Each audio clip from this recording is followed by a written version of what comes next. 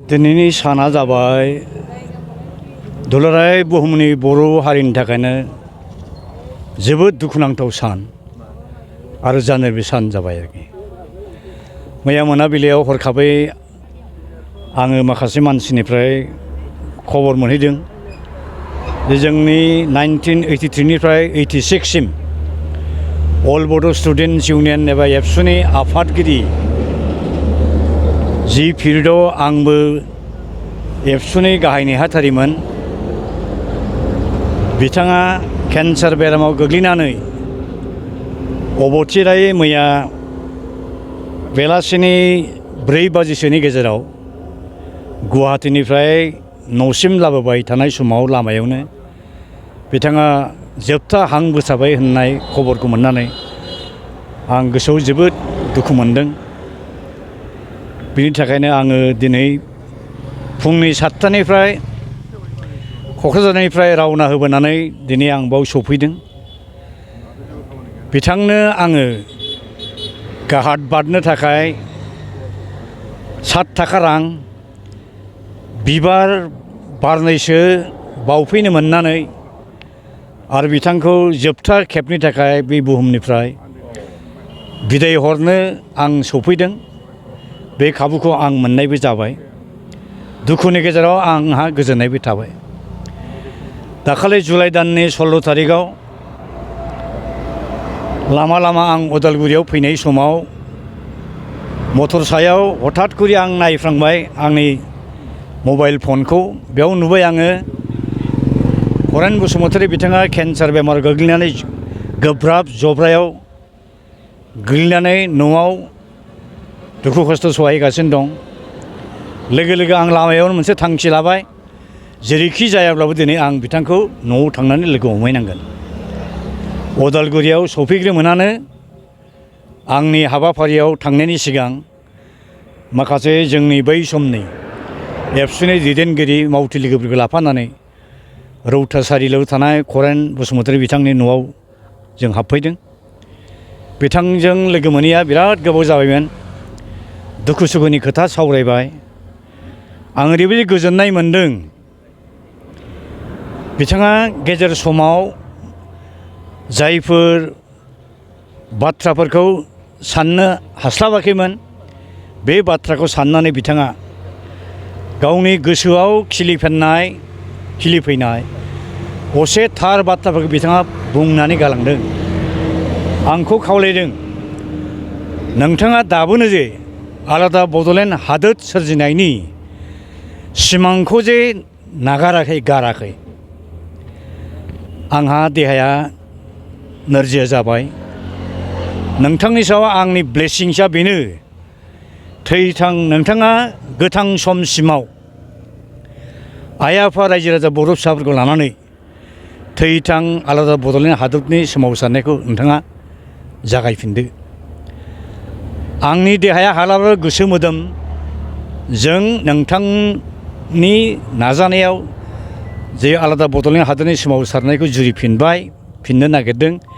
बेवहाय आंहा पुर्नदम समर्थन दं, मदद दं होननानै बिथाङा बुंदों। आं दुखुनि बाथ्रा माखासे बिथांनो फोरमायदों। बिथाङा बुंदों, दिनै गाबोन समफोर नोंथांनि जोंनि साननाय हनायखौ जोंनि बर' बिदा फंबायफ्रा बुजिस्लाबनो हाबो जानो हागौ, खिन्थु समफोर थामलिहालागै बै बड'लेण्ड मुभमेन्ट जे जागायफिननो नागिरदों, मोस्रोम बायदि हाजार हाजार लाख लाख बर' फिसा बारसोमगोन होनना बुंदों। बिथाङा जि मोनसे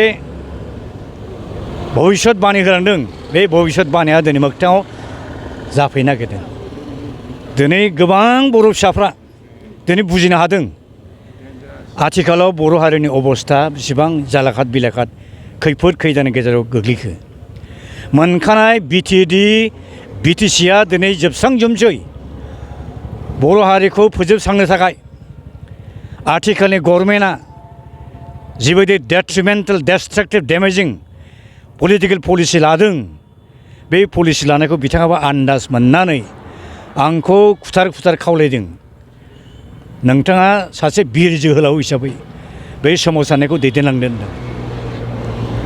जों गोसोआव जोबोद गोजोननाय मोनदों आरोखि। बिथांनि बे माखासे बाथ्रा बुंनायखौ इउटुबार सासे फैनानै ससियेल मिडियायाव फोसावनाय लोगो लोगो बड'लेण्ड आरो बर' दुनियाया बुजिनो हादों बिथाङा जे गमामायैनो सासे आसोल थार स्पिरिटनि रिभलिउसनारि बिगियारि बर' सासे दैदेनगिरिमोन बेखौ बिथाङा गावनि बे 16 जुलाइआव होनाय इन्टारभिउनि गेजेरजों बर' हारिया मिथिनो हादों आरोखि बिथांनि जि सोरगोआरि जिउ सोलेर बे सोरगोआरि जिउ सोलेरा जाहाथे आफा आनान गसाइनि साखाथियाव आलो गोजोनै थानो जाहाथे खाबु मोनो बिनि थाखायनो आफा आनान गसाइनि खाथियाव आं आर'ज गाबहरबाय आरो बिथांनि सोरगोआरि जिउ सोलेरनिसिम आंनि मोनसे आपिल आंनि मोनसे खावलायनाय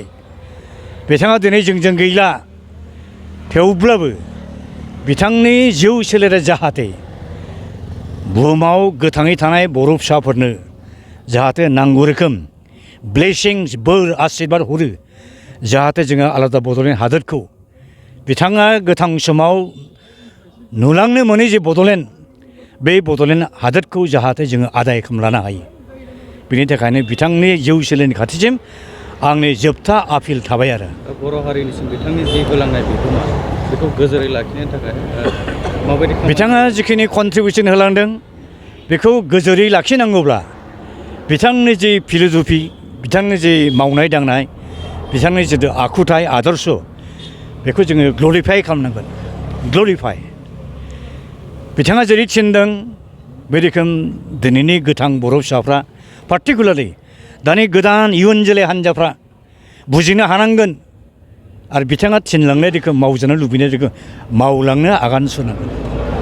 दा जोबथानायाव आं बेखौनो खावलायनो लुबैबाय जे करेन्ट बिथां बायदि मानसिया दिनै जोबलांबाय आरोखि नों आंहालाय बेसे गोबाव थागोन दा जेसेबां जोंनि गोदो बड'लेण्ड आन्दलन समाव थैस' थांस' डेडिकेटेड कमिटेड मावथि मददकारि दैदेनगिरि हिसाबै खामानि मावलांबोदों सासेनि उनाव सासे थैजोबलांबाय दा बे सिनियर दैदेनगिरिफ्रा मावथिफ्रा थैलांजोबोब्ला मा जागोन बेखायनो गोदोनि दैदेनगिरिफोरनि मावलांनाय दांलांनाय बिथांमोननि जि फिल'सफि बिथांमोननि जि आदर्श बेखौ बिखायाव बोजबनानै लानानै बिथांमोना लुबैलांनाय बायदि खामानि मावलांनो थाखाय खौसेयै डिफारेन्सखौ गारजोबनानै खामानि मावनो थाखाय आङो एस ए हल बर' जाथि आरो पार्टिकुलारलि आथिखालनि इयुन जोलै हान्जाखौ आं खावलायबाय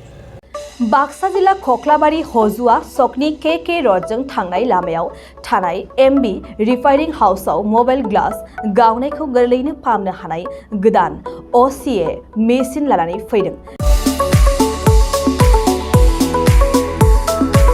नोंथांमोना खम बेसेनावनो गाव गावनि मबाइल ग्लास बायनायखौ एमबि रिफाइनिं हाउसआव फाहामनो हागोन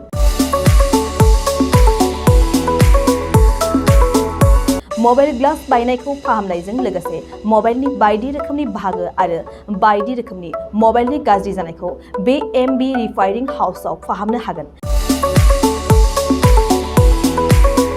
बायदि रोखोमनि mobile glass mobile temper mobile charge headphone pen drive memory आरो mobile battery computer mouse computer keyboard आरो मबाइलनि बायदि बायदि रोखोमनि बाहागोफोरखौ मोननो हागोन एमबि रिफाइनिं हाउसआव फोरमायनाय बायदिब्ला दासान्दिनिफ्राय लानानै फैगौ दिवालीसिम डिसकाउन्ट होगासिनो मख'नो गोनांदि एमबि रिफाइनिं हाउसआव गुबुन हादोर एबा भुटान हादरनिफ्राय माखासे सुबुंफोराबो बायदि रोखोमनि मबाइलफोरखौ फाहामथाय होफैयो आबुं मोनथिनो थाखाय 8471972412 नङाब्ला 7002741465 जानबुं अनजिमायाव जगाजग खालामनो हागोन सम फुंनि 8:30 रिंगानिफ्राय मोनाबिलिनि 8:30 रिंगासिम